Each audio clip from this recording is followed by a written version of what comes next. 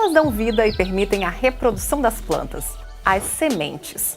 Delas crescem plantações que compõem grande parte da nossa alimentação. E elas também significam muito dinheiro para alguns. Você sabe quem são esses alguns, né? As empresas que vendem sementes. Na verdade, elas vendem não apenas sementes, mas também químicos que devem ser usados nas plantas. Apenas poucas empresas têm o controle da metade das sementes vendidas comercialmente no mundo. E elas estão fazendo com que as nossas refeições fiquem muito parecidas. Para garantir a segurança alimentar, os governos estão criando cofres de sementes.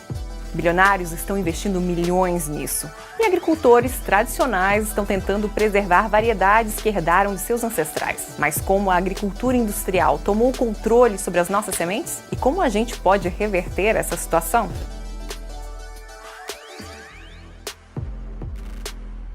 Bom, por milhares de anos, os agricultores criaram, preservaram e compartilharam sementes livremente. Mas a agricultura mudou radicalmente. No século XX, os agricultores adquiriram novas máquinas, produtos químicos e sementes feitas em laboratório. E as grandes empresas entraram e dominaram esse mercado e continuam dominando até hoje. Uma delas teve um papel especial em moldar a agricultura moderna, especialmente nos Estados Unidos. Agora, propriedade da multinacional alemã Bayer, a Monsanto foi uma das gigantes da agricultura. Eles transformaram sementes em propriedade e agricultores em clientes submissos. Mas para entender como eles conseguiram fazer isso, é importante conhecer a história da empresa.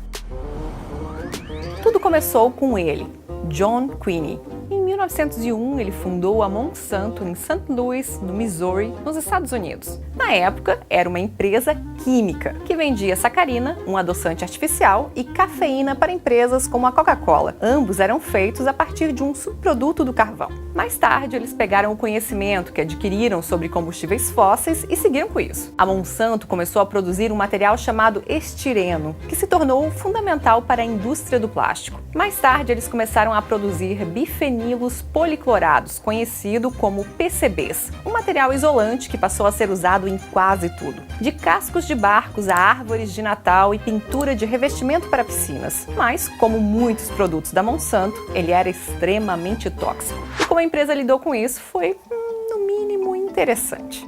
There's this document in the archives. It's a confidential meeting.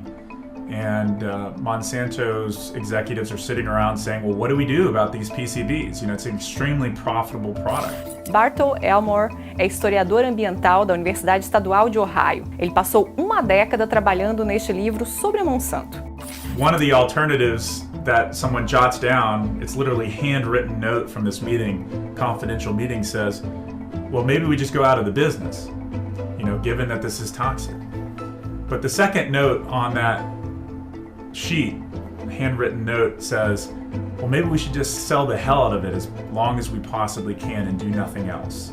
No fim, os PCBs acabaram sendo banidos. Então a Monsanto continuou experimentando com o que eles sabiam de melhor: produtos químicos e toxinas. Mas desta vez, visando as ervas daninhas. Durante a Guerra do Vietnã, a Monsanto foi um dos maiores fornecedores do notório agente laranja para os militares dos Estados Unidos. 50 milhões de litros desse herbicida mortal foram pulverizados para matar árvores e folhagens tropicais que davam cobertura aos combatentes vietcongues. Essas áreas não apenas continuam contaminadas, como milhões de pessoas foram envenenadas pelo produto químico. Em seguida, em tempos de paz, a Monsanto voltou a atenção para a matança de ervas daninhas, desenvolvendo o herbicida Roundup.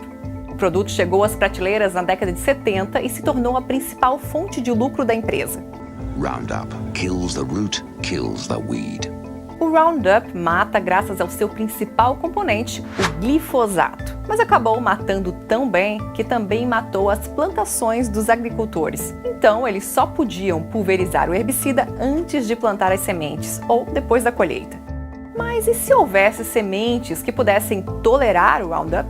Foi assim que a Monsanto entrou no negócio de sementes.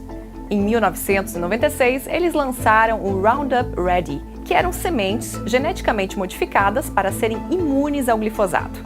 Who wouldn't buy into that? It was like magic if you talk to farmers at that moment. A solução completa da Monsanto prometia poupar muito trabalho aos agricultores.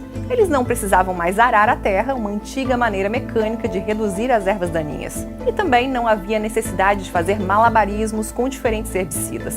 Os agricultores podiam comprar as sementes e o produto químico correspondente de uma só empresa. Todo mundo ganha, certo? Mas era bom demais para ser verdade. Weeds almost immediately began developing resistance to Roundup. And you kind of have this cycle in this genetically engineered seed system now of overusing a chemical, which, by the way, is very profitable for the company that's selling it. Ou seja, os agricultores entram num ciclo. Quanto mais Roundup eles usavam, mais resistentes ficavam as ervas daninhas e então eles tinham que usar mais Roundup. E a Monsanto fez outra coisa que mudou a agricultura para sempre. Eles patentearam a tecnologia por trás de suas sementes. Isso significava que eles podiam ditar a maneira como os agricultores as usavam. A Monsanto criou um sistema que ela mesma controlava. Em 2008, a Monsanto já havia comprado 50 empresas internacionais de sementes. O poder de mercado da Monsanto de empresas similares crescia cada vez mais. Hoje, 90% do milho, algodão de terras altas e soja nos Estados Unidos são produzidos com sementes patenteadas. A Monsanto, ou hoje a Bayer, é o maior fornecedor. Estados Unidos, Brasil, Argentina, Canadá e Índia são os países com as maiores áreas de cultivos geneticamente modificados. A produção moderna de alimentos depende fortemente de pesticidas e fertilizantes. Isso está aumentando substancialmente as emissões de óxido nitroso, um gás de efeito estufa que é o terceiro maior contribuinte para as mudanças climáticas, depois do CO2 e do metano. A grande promessa por trás de culturas geneticamente modificadas, como as da Monsanto, são maiores rendimentos para os agricultores. Mas, em 2016, a Academia Nacional de Ciências publicou um dossiê de 600 páginas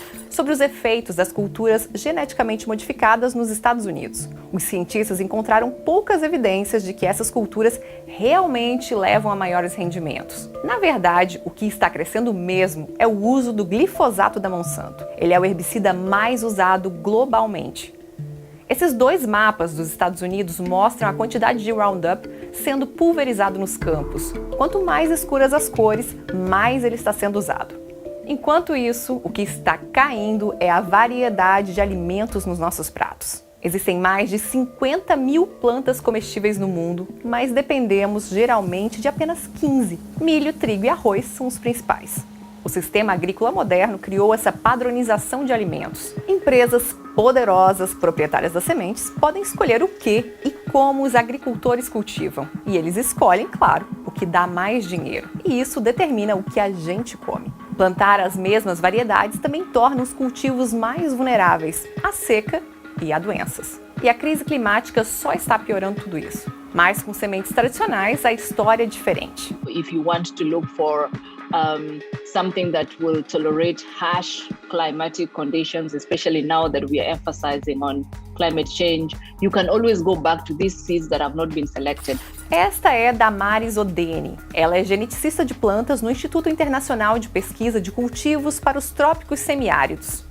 The good thing is they're also diverse because they just absorb all sorts of traits or pollen from anywhere. And so they are very diverse, they are very durable.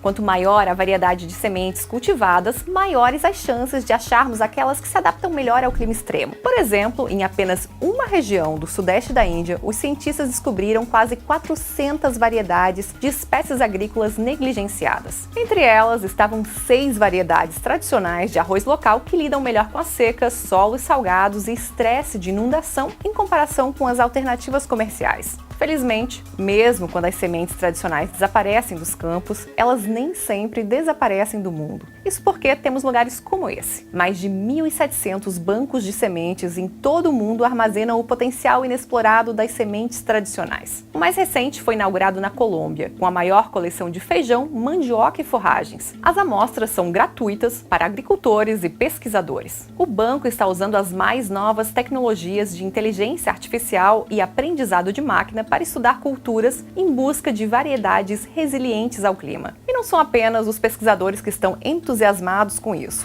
O Bezos Earth Fund, criado pelo fundador da Amazon, Jeff Bezos, prometeu investir $17 milhões no desenvolvimento do banco. Provavelmente o banco de sementes mais famoso, ou pelo menos o que tem a aparência mais legal, é este na Noruega. Ele armazena mais de 1 milhão de amostras de sementes de todo o mundo, e as condições frias do permafrost garantem que elas sejam preservadas por séculos. O sistema funciona como um banco. O cliente depositor é o dono das amostras. O banco, neste caso, seria o governo da Noruega, que é o proprietário do local. Há milhares de sementes brasileiras aqui. Algumas delas só foram resgatadas porque comunidades indígenas e agricultores tradicionais ainda as guardavam. A ideia é que, em tempos de necessidades, as comunidades possam recorrer a esses bancos. Em 1990, membros da comunidade indígena Craô, que vivem no estado do Tocantins, pediram algumas sementes dos cofres. Eles precisavam de sementes de milho tradicionais que haviam desaparecido quando a comunidade foi apresentada às variedades modernas de arroz. Graças ao banco de sementes, agora eles podem voltar a ter esse cultivo. Iniciativas como essas, que querem retomar o controle de nossas sementes e trazer de volta a velha prática de trocá-las, estão surgindo em todo o mundo. A maneira como cultivamos nossos alimentos mudou drasticamente, e são as grandes corporações que se beneficiaram às custas de todos os outros. Os agricultores ficaram dependentes de produtos químicos e perderam a propriedade de suas sementes. E nós, consumidores, perdemos muitos sabores, texturas e nutrientes. Então, tá na hora da gente se perguntar como podemos cultivar melhor os alimentos para todos. E você? O que você pensa sobre o futuro da nossa agricultura? Escreva aqui nos comentários. E se você gostou desse vídeo e quer saber mais sobre o que está acontecendo com o nosso meio ambiente, dá uma olhada na nossa playlist Não Tem Planeta B. Lá tem vários outros vídeos e tem sempre um vídeo novo todas as terças-feiras. A gente deixou também umas sugestões de vídeos sobre o tema aqui na descrição. Dá uma olhada.